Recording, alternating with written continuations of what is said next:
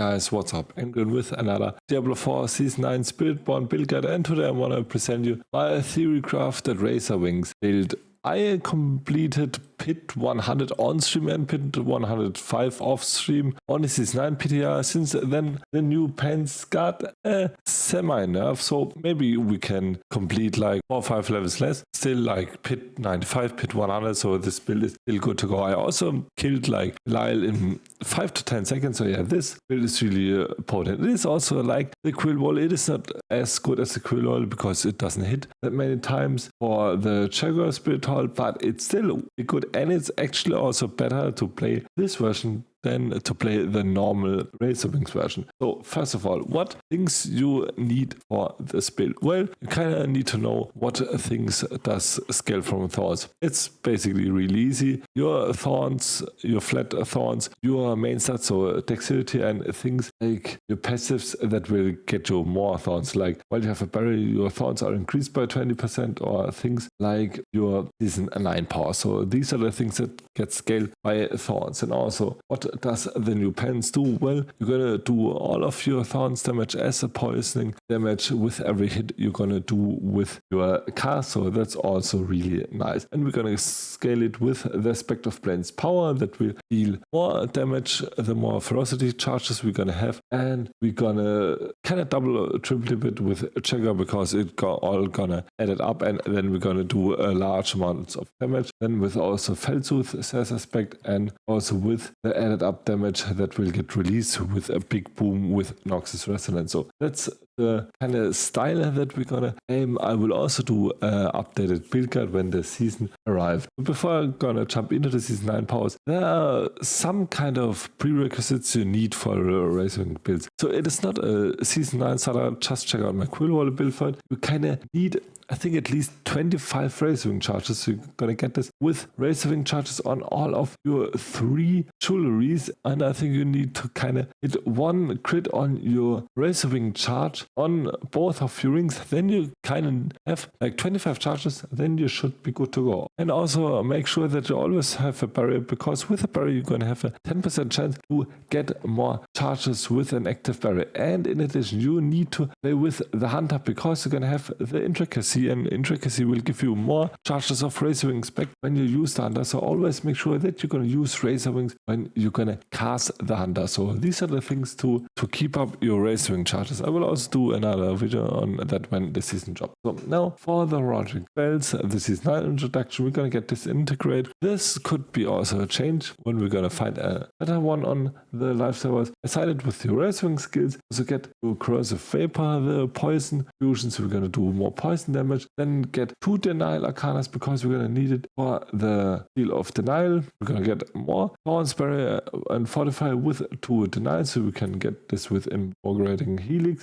And also fractured core. You can also get the other one where you're gonna get a barrier when you're gonna trigger your fusion or catalyst. But I will try out the buff check bramble and also get a fractured core, so the enemies get 15% more damage. So for your new jewelry, get the tyrant band, so we're gonna do more damage after we deal damage after time. Also get idle from below, more primal stat, more max life, and we're gonna spawn enemies that we can also make use of, and we can blow up with our Noxis Resistance, and so deal more damage to the bosses, and also seal of denial. As I said, we're gonna get more Thorns, fortify, and barrier. Now for our skills, we're gonna have Razorwings as our main source of poison buildup, then vortex to pull together our enemies, Ravager to get more attacks for our Checker Spirit Hall with replenishing Ravager, then also our Toxin to get an even more boost of our Thorns, and then also counterattack to get a more dodge chance. The cool part is, because with loyalty is mental and the Checker Spirit Hall, we also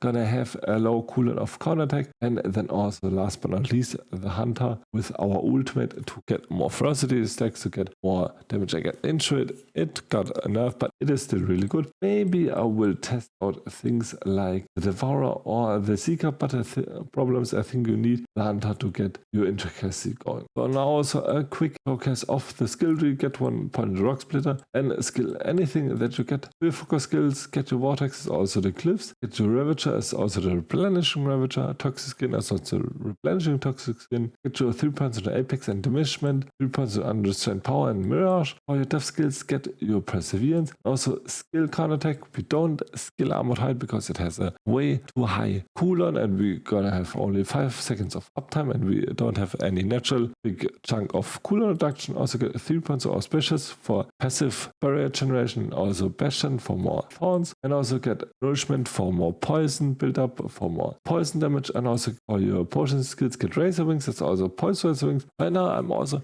trying to get in like invasive Razorwings, but I think I need to do some changes on the build if I want to play with the spiral one. Also get 3 points of potent, so we're gonna do more damage against enemies. For ultimate skills, max out hunter as also the cliffs, max out resolution, efficacy and supremacy, and also go for Noxis Resistance. If you have more questions on the skill tree, please ask them in the comments down below. For the gear, you can also find this on the description, the char planner. For helm, get the loyalties medal. It will boost your primary and your secondary spirit hold by 100% if you have the matching spirit hold. So you're gonna have 1 more ferocity charge and you're gonna deal more damage with your primary trigger spirit hold. You also get some damage reduction, movement speed, and all stuff. For your chest, take Turret's Mind. You kinda need this for high pit pushing, so you don't have to dodge every shit that comes up to you. But you can also take things like Razorblade if you're just farming normal in. For gloves, take Edge Master Aspect, so you're gonna have even more damage. Also for your affixes, go for attack speed, max life, crit chance. Also get your tempers with